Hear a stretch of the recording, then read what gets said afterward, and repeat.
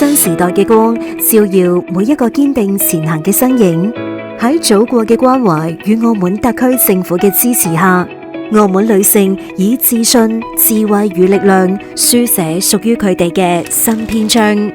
從1995年嘅北京到今日嘅澳門，30年嘅時光見證咗中國女性從追求平等到共建未來嘅偉大篇章。喺國家發展藍圖嘅引領下，澳門婦女事業蓬勃向前，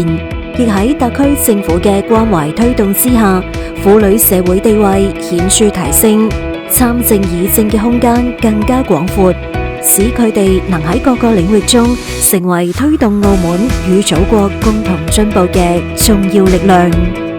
今日嘅佢哋係創造者、引領者、築夢者。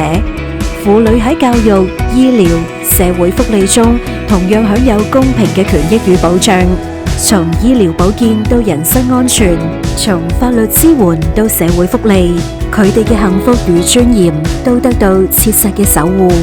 喺經濟、文化、藝術與體育嘅舞台上，越嚟越多澳門女性閃耀登場，以專業與熱情展現新時代女性嘅多元力量與時代自信。30年嚟，喺北京世婦會精神指引下，全球婦女事業不斷發展壯大。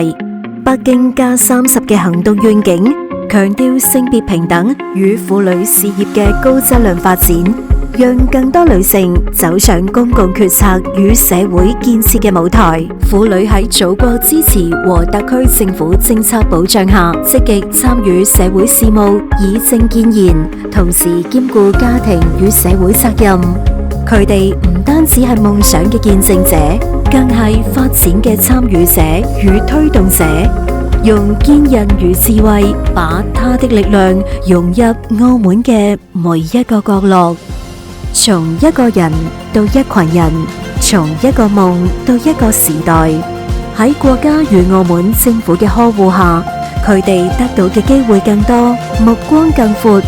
佢哋用行動描繪明天，用力量築就希望。呢個就係澳門女性嘅新時代力量。